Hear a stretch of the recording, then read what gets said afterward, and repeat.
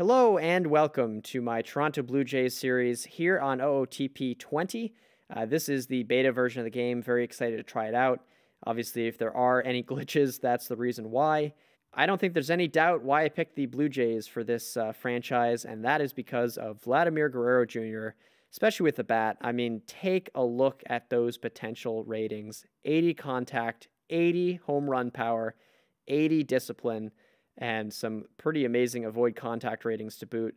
Obviously, on the speed and defense side, a little bit more of a question mark.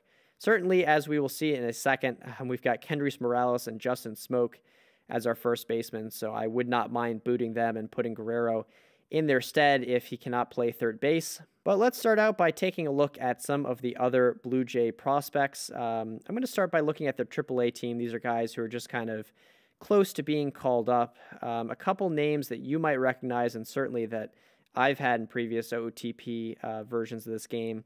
One is Reese Mcguire. He always seems to be a guy who's going to give you 2 wins a year. We'll see if he continues to be that, and that's always really good if he's a cheap option. But you can see for a catcher, pretty good bat, pretty good defense, and you can't expect too much more out of someone like that. You can see he's 24 years old, lots of team control left. Another guy is Rowdy Tellez. The potential for the bat is there. I don't know if he's got big platoon splits. Yeah, definitely a lot better against righties, but someone who I'd probably rather be playing first base than who we actually have there. Another guy who's getting pretty close is Bichette. Really good bat for a shortstop, but I mean, his defense is a little bit questionable, especially that infield range. I don't really want him to be a liability. But if the bat's there, I mean, I guess we're kind of looking at a Derek Jeter situation. That would be the best case scenario where, yeah, the range isn't that great, but the bat makes up for it. We can take a look at some of our other prospects here. There is Bichette. I'm not going to pretend to know how to pronounce his first name, but, lots of discipline there. I don't really know that he is a major league bat, but who knows? Maybe the discipline is good enough to get him there. And he's kind of just an average fielder, decent runner, nothing that really jumps out at you, but the game has his potential rating at 4.5 stars. I don't particularly agree with that. Then there is Leonardo Jimenez, who is only 17 years old, so someone who we're going to wait a long time before he comes up, but really good defender at third base, pretty good bat. I'd love to see him be able to develop. And then the last prospect I will touch on is Danny Jansen. Someone with, again, for a catcher, pretty good bat. I would put him right up there with Reese Mcguire. The catching defensive ratings aren't quite as good as Mcguire, but they're definitely good enough to get the starting job. And I believe, he's going to be on the Major League team this year. I might even put Mcguire up there too, have them kind of split time. Unfortunately, they don't really platoon well together. Mcguire is definitely better against righties, and Jansen is kind of fine against both. Before we take a look at our team, let's take a look at our finances. So don't get too excited about this. We've got $17 million in free agent money, but I think most of that is going to go towards scouting. You can see our current scouting budget only at $6.6 million. That's got to be a lot higher. And I'm definitely buying into the idea of giving myself more of a draft budget and more of a player development budget. I think just very clearly, the numbers seem to show that, drafting well, especially drafting hitters well, can really kind of make a difference. If we do take a look at the team salaries, though, this is where the good news is. You can see Morales and Smoke are off the books as of next year. Neither of them really integral to the team, so I don't think they'll be re-signed, and they certainly would not be re-signed for as much money as they are making now, so that'll give us some money to work with. However, there is no doubt that our owner is very demanding. Yeah, here we go. Patience is demanding, his fiscal personality is economizer, and he really wants us to make the playoffs this season. Unfortunately, I think Edward S. Rogers III is going to be pretty disappointed because the Blue Jays are not going to make the playoffs this year.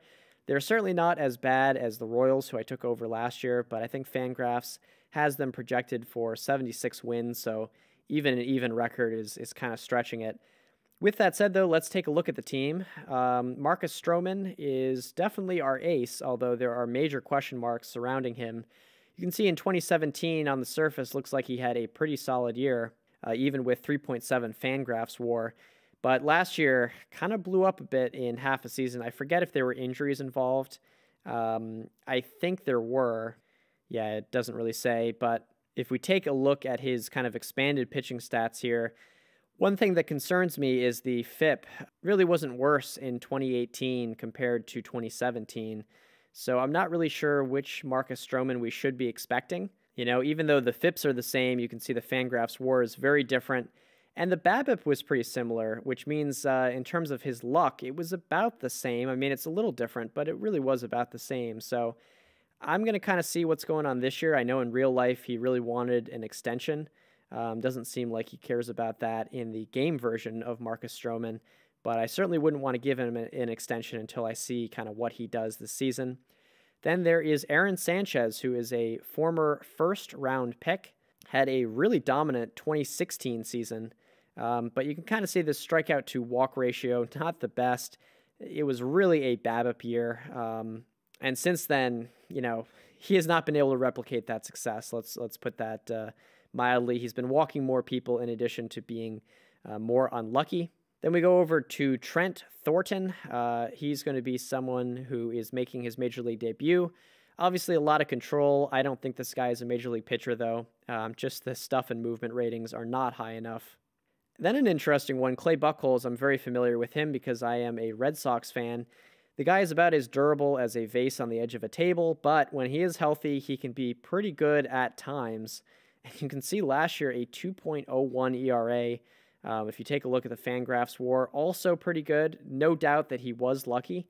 Very, very low BABIP. But, you know, didn't walk many people.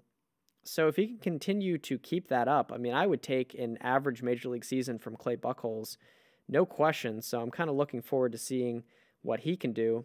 And then rounding out our rotation is Matt Schumacher. I don't know if you remember this, but he had surgery on his skull in 2016 after he was hit by a ball. It was really scary, but he was able to make it back to the majors. He's had a couple forearm injuries, I believe, the last couple seasons on the Angels. He is now on the Blue Jays, obviously, and still some service time there. We'll have him for another 2 years. I mean, someone who could definitely be a number 5 starter. There's no question about that. So it's just seeing if he can keep healthy. I'm not going to focus too much on the bullpen, but I will touch on Ken Giles. He came from the Houston Astros last year. I mean, pretty good numbers, at least for the peripherals, I think. High strikeout numbers, low walk rate numbers, but the ERA was pretty high. I'm not sure if there is a specific reason for that. I'm certainly not really aware of it. It does look like his BABIP was extremely high, at least on the Astros. So, I mean, this guy could be a steal. We will see what happens. I guess he's making $6 million, so not really a steal, but someone who might be pretty important in the bullpen. Offensively, boy, I mean, I think this is where we're going to struggle a little bit. We do have Danny Jansen, who I'm pretty high on as a catching prospect. We just touched on him. Morales and Smoke, you know, making a lot of money this year. We kind of saw that in the player salaries. I mean, look, Morales, even if the bat turns out, his speed and defense is just not what you're looking for. So I'm not very high on Morales. Smoke, I assume, is going to be the same thing. But actually, he's been pretty good. You take a look at the WAR numbers here. Yeah, he hit 38 home runs in 2017. So, I mean, I'll take that. I think he'll definitely be starting over Morales. And I might be calling up Rowdy Tellez just to replace Morales. I have no problem DFAing him. Anyway, at second base, we've got Gurriel Jr., someone who's passable defensively for sure. I don't know about the bat, but he seems to have a little bit of pop.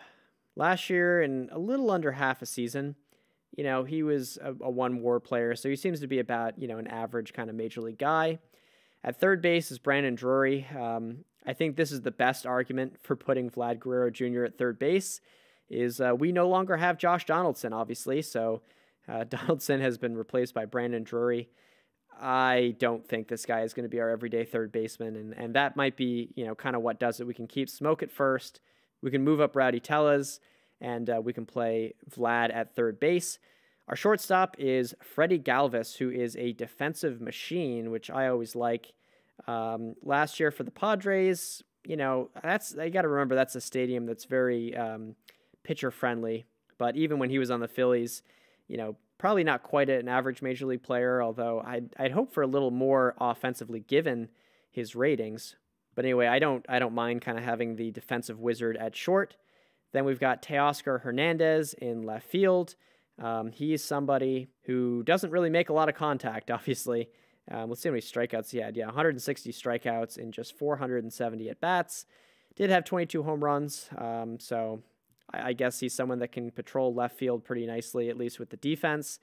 Pilar, he is really a defensive wizard. The bat is just so-so, and in fact, even taking defense into account, the WAR numbers aren't that great. I kind of assumed that they were better, and maybe in Toronto, people have kind of been frustrated that his bat hasn't come around because I kind of always just saw him as a defensive wizard and kind of left it at that. And then we have Randal Grichuk in right field, kind of another guy who's got a lot of power, but, you know, not going to make a ton of contact. At least defensively, he is okay. You know, the way I would kind of describe this team is pitching-wise, if we don't have Stroman, we don't have an ace. And even if we do have Stroman, the rest of the rotation is pretty suspect. And then offensively, it seems like we've got a bunch of kind of average guys, no superstar. Obviously, that'll hopefully change when we bring up Vladimir Guerrero Jr., and there are some other kind of position players waiting in the wings. But, I mean, if you remember with the prospects that we were looking at, I did not see any pitching prospects at all. I mean, our best-rated pitching prospect is a relief pitcher and then a closing pitcher. Really, it's Elvis Luciano, who is not going to be a major league pitcher. I can tell you that. So anyway, that's going to kind of do it with the overview episode. In the next episode, I might touch a bit on what I'm going to end up doing with the strategy here. But otherwise, we'll kind of just get right into it. And I'll probably pick things up at the first-year player draft. So thanks for watching. I hope you guys are as excited about this as I am. And I will see you guys in the next episode.